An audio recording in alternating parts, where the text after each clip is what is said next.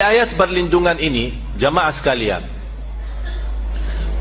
saya harap ayat ini yang terkumpul sangat bermanfaat untuk ketenangan, untuk sakit hati, untuk iri, untuk hasud, sifat sombong, untuk berlindungan dari kesurupan, dari gangguan jin, syaitan, kemudian dari sihir. Kalau ada orang yang sakit hati mau bikin sesuatu supaya kita tidak lancar usaha, tidak lancar hidup kita, apa saja masalahnya, insya-Allah dengan berkat dan kekuatan ayat ini sangat luar biasa manfaatnya. Termasuk untuk penyakit-penyakit kita. Kalau ada yang sakit, biarpun penyakitnya itu sampai kanker, insya-Allah disembuhkan oleh Allah Subhanahu wa taala. Dan ini bukan pertama saya bagi. Ini bukan pertama. Sejak saya di Madinah. Sebenarnya Bapak Ibu, saya waktu dari Madinah, alhamdulillah dari usia saya 15, saya biasa meruqyah orang. Tahu ruqyah? Tapi sejak saya datang ke Indonesia, saya stop. Kenapa saya stop di Indonesia? Karena berlebih-lebihan. Nawaitu kita membacakan untuk orang, dan dengan izin Allah dia sembuh, tersebar cerita, oh Syekh Ali dari Madinah hebat. Itu gara-gara itu saya tidak mau. Tapi saya, supaya anda sekalian mendapatkan manfaat, saya membagikan semua, biar anda sendiri mengobati diri sendiri. Tidak usah tunggu siapa-siapa, dan tidak usah bayar ke saya atau bayar ke siapapun. Anda bayar lillahi ta'ala sedekah saat anda baca doa ini atau baca ayat-ayat ini, mulai dari suratul Fatihah. Dan saya berikan rahasia suratul Fatihah, termasuk anak kita. Bapak Ibu, kalau ada di antara kita yang punya anak, istilah bahasa kita nakal, susah, tidak bisa salat, tidak bisa rubah, tidak bisa menjadi baik. Saat dia tidur, boleh bapaknya atau ibunya membaca Al-Fatihah dekat telinganya berkali-kali. Berkali-kali dibacakan Al-Fatihah. Kalau bisa saat dia masih belum tidur, kita ajak sama-sama membaca Al-Fatihah tanpa batas. Berkali-kali, sampai anda merasa sudah ngantuk atau sudah capek, sudah stop, tidak ada batasnya. Itu subhanallah sangat luar biasa manfaat. Dan saya menajarkan keluarga termasuk anak saya, apapun sakitnya, dibacakan Al-Fatihah tanpa batas, sembuh. Tidak perlu insya-Allah ke dokter. Jadi jamaah sekalian, Al-Fatihah memang sangat luar biasa. Tapi mohon maaf, banyak yang suka memang baca Al-Fatihah, tapi belum memiliki keyakinan dan kekuatan dan barakahnya Al-Fatihah ini. Cukup dari nama Al-Fatihah untuk segala pembukaan, membuka semua masalah, membuka semua masalah. Selainkan suratul Fatihah, dari awal suratul Baqarah, kemudian ayat Al-Kursi, 3 ayat yang terakhir suratul Baqarah juga, dan ayat-ayat nanti insyaAllah semua akan dapat kopiannya. Tapi ada yang perlu saya jelasin, bisa teruskan.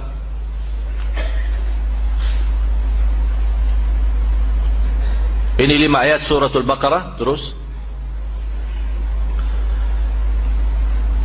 suratul Baqarah masih ayat 20, termasuk ini ayat khusus untuk hasud. Tapi tidak bisa, istilahnya tidak bisa hanya mengambil satu-satu, diusahakan dibawa ayatnya semua. Dan tidak harus setiap hari. Kalau anda melihat, terlalu banyak ayatnya, nanti membuat malas, tidak usah setiap hari. Ya bisa seminggu sekali, setiap 3 hari sekali. Artinya diusahakan rajin, jangan sampai tertinggal lama tidak baca. Sudah jelas? Terus ini juga ini untuk menolak hasudnya orang. Kalau kita punya usaha, ada orang yang suka iri atau suka hasud kita, InsyaAllah ayat 20 sama ayat 69 akan melindungi kita dari hasudnya orang. Terus ini juga termasuk untuk hasud. Jadi 3 ayat, 20, 69 sama 109. Ini semua ayat khusus untuk menolak hasudnya orang terhadap kita, hasudnya terhadap hidup kita, bahagia kita di rumah tangga, usaha kita, apapun yang terkait dalam kehidupan kita sehari-hari. Terus ini ayat Al-Kursi sama ayat selanjutnya. Terus lagi, teruskan. Ini semua ayat-ayat masih di suratul Baqarah. Tapi yang penting saya mau akan jelaskan cara-cara untuk memakai, bagaimana cara berobat, menobati diri sendiri atau menobati orang lain. Artinya orang lain ya, anak kita, suami kita, istri kita. Udah mau azan ya, jangan kemana-mana, sesaat lagi kita kembali.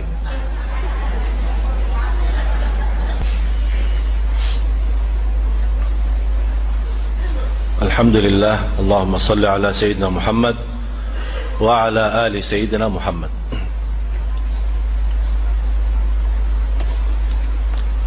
Ya, terus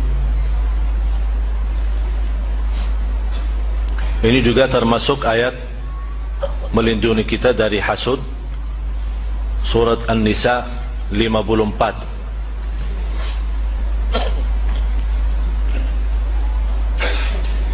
Ini juga termasuk suratul Hijr, walaqad ja'alna fis samai burujan, ayat 16 sampai 18, 3 ayat. Kalau angka pertama itu nomor surah ya, angka pertama suratul Hijr 15 itu nomor surahnya, surah 15 ayat 16 sampai dengan ayat 18. Kemudian dari surat Taha 23 ayat pertama, mulai dari ayat 1 sampai ayat 23. Ini sangat luar biasa manfaatnya bagi orang yang kena sihir. Orang pun yang belum kena sihir, mudah-mudahan dan teruskan membaca ayat ini, tidak akan bisa mengganggu dengan sihir. Terus ini masih surat Taha, surat 20 ayat 131.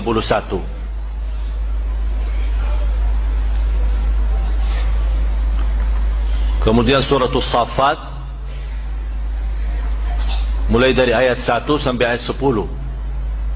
Terutama surat As-Saffat ini termasuk sangat bagus untuk orang-orang yang kena kesurupan atau kena gangguan jin, syaitan. Dan termasuk orang yang sering baca 10 ayat ini, InsyaAllah sangat membantu menghilangkan waswas. Ada orang suka selalu waswas. Artinya suka waswas ya, kadang salat suka waswas, ini salat rakaat yang ketiga atau 4. Kadang-kadang dalam salatnya apakah suka baca Al-Fatihah atau belum. Kadang-kadang waswasnya apakah sudah baca Qul Hu belum. Kadang-kadang saking waswas dalam ruku' malah baca Subhan Rabbiyal A'la, dalam sujud terbalik Subhan Rabbiyal Azim, karena dia tidak mensadarkan salatnya, ya terbalik doa-doa ini. InsyaAllah dalam membawa ayat-ayat ini akan dilindungi Allah dari rasa waswas.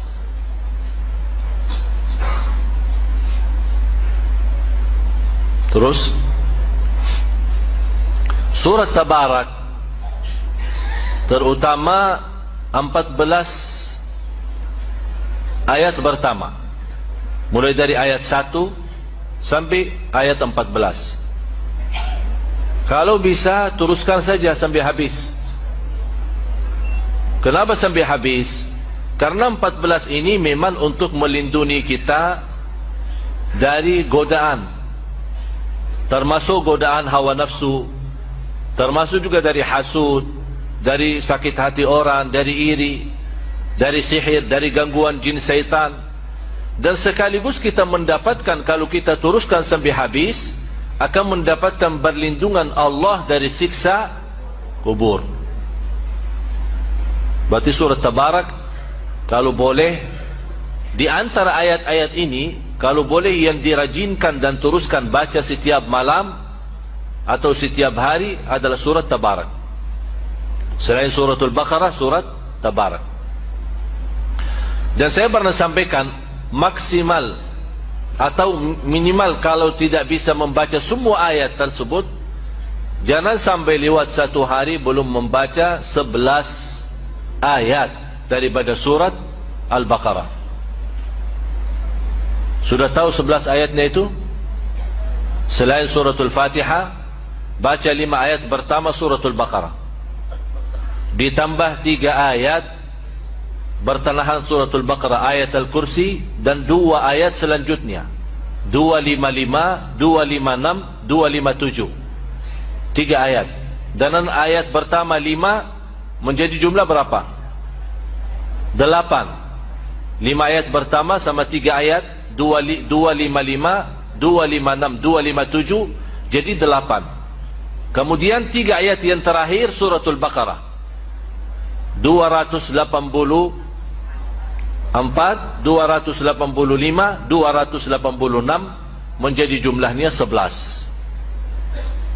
Ditambah habis 11 baca surat Tabarak. Ini yang 11, kalau boleh dijadikan wirid kita sehari-hari, jangan tertinggal. Untuk apapun, termasuk godaan batin kita, fikiran, waswas. InsyaAllah kalau anda 11 ayat terjaga, dan setiap hari, Quran dari 1 minggu anda bisa hafal. Karena sering dibawa, sering dibaca. Malah saya yakin di antara bapak ibu ada yang sudah hafal. Ada yang hafal ayat Al-Kursi? Semua kan? Kenapa bisa hafal ayat Al-Kursi? Ya, sering dibaca. Berarti ini salah satu cara mudah hafal Al-Quran, sering baca. Terus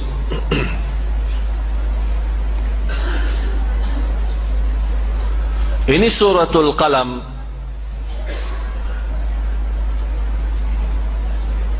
Nanti supaya saat anda baca ayat-ayat ini, suratul Qalam surah 68 ayat 51, saat anda baca ayat-ayat ini, tolong buka nanti Al-Quran di rumah, baca terjemahannya, artinya.